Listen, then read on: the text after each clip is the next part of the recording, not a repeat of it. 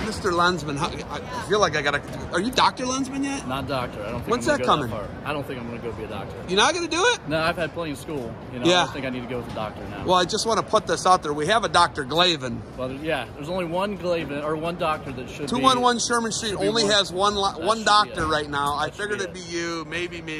Yeah, that But should be it. Glavin's the champ of that. He's the 211 Sherman Street educational champ, right? Yeah. I mean, I think he probably wears a lab coat when he's out, would be my guess. With the patches on the sleeves, Absolutely. maybe, right? Absolutely. Okay, so first things first, Grand Falcons, left for dead on the side of the road by everybody in the state of Ohio. Crazy. Win a state dual title yesterday. Yeah, Were you there? I was not there, but you weren't I there. followed online. They, I know we were predicted to lose first round, I think. So getting a little bit of motivation to come back and show everybody where we're at. You know, we're still the Grand Falcons every time we step on the mat. So very proud of the work Coach Knott and the boys did yesterday. I mean, it meant a lot to our school. It meant a lot to me. You know, and it's exciting to come to the end of the year, head towards postseason. You know, we hit our stride this time of year.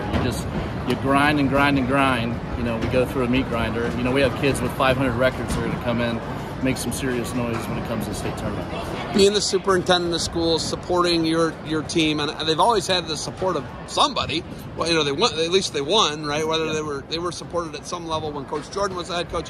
Now you got Coach Knott, the head coach, who's here today, right? Yeah. How amazing is that? Coach Nagel's probably here for Delta too. Yeah. They won yesterday. So I love seeing that, but like, what's that like having the varsity head coach here, having a kid in the program, and then just all these other supportive people, and you being the superintendent of schools? What's this whole network like for you at Graham? Wrestling means so much. It's a community-based, it's a team effort every time you go. So when you have your head coach that's come and supports the youth, he jumps in, coaches matches. Sometimes he steps in the back and is just dad and lets us do the coaching when we get out there.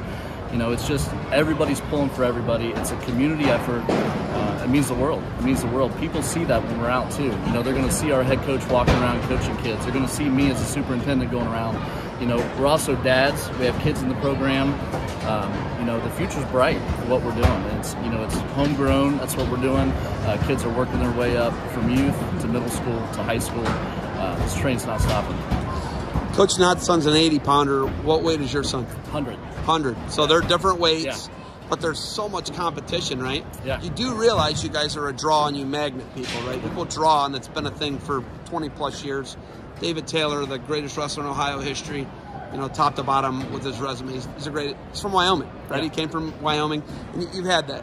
Do you ever fear about your kid potentially being bumped out of the lineup? You know you do, but you tell them you got to get in there and work harder. You know, iron sharpens iron. It really does. You know, and you go see our youth room right now. I mean, those kids grind and grind.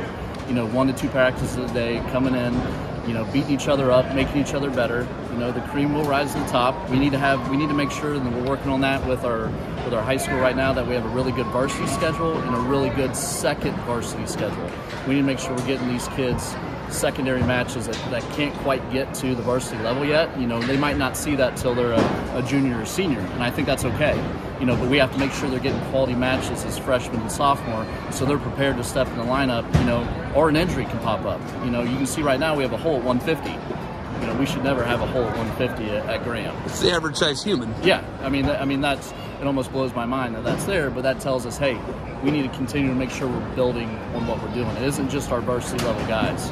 So it takes a room full of guys to make it happen and continue to win these state championships and build a real program. I do all the OAC big time events, right? I'm at all of them. I see your kid at most of them, right? How important is the OAC to the Grand Falcons? Oh, it's huge, and you know that wasn't around when we were younger. You know, so you have this huge national type stage. These kids are able to go get really good matches. It's ran by fantastic people that care about kids and want to put wrestling onto the map. So you know, and our kids buy into this. You know, when you walk into an OAC event, it feels like you're walking into a state tournament. You know, it's ran the right way. You know, and they have a sense of pride when they walk off that mat, no matter what they do. You know, they know they're going to be able to come back and keep reaching for, you know, maybe higher on the podium or even to get to the podium. Biggest thing you want the kids to get out of this, what is it? You know, to work hard, you know, be humble, winner or loser, you know, represent Graham. You know, show them what we are, the best compliments that we can receive. You know, your kids were great. You know, they were great sports. They shook hands. They looked coaches in the eyes. We're making good human beings. It isn't just about wrestlers. So. Okay, I guess the most important question to me, right? I have to go back to 211 Sherman Street. This is a 211 Sherman Street question. I know Joey Glavin had the double room. What did we pull? Numbers out of a hat? What did we do? Pulled numbers out of a hat. Pulled numbers out of a hat. I got the last number, by the way. I lived in a food pantry. You didn't get the top. I didn't get up. The attic, though. Who was the attic? That was Flo and Brenner. Flo and Brenner. Yeah. Who was the 4 rooms? It was me. Double room, Glavin. Yes, and I had the caddy corner room to him. I was crossed because you guys put some a bag taped to my door that one time. Okay, all right. Yeah, and then, bringing up old stuff. Yeah, okay. Yeah. Mark got in the room he never stayed in. For sure. And I don't even think he set his bed up for. No. It was just the frame. And then what was the other corner? Fragile Brad. Cooker was there. It's Fragile Brad. Yeah. He had a bunk bed. I think he just had platonic sleepovers and friends come over. But okay. Do you have anything else for me? No. Keep doing what you're doing. We love it. We appreciate it. All right.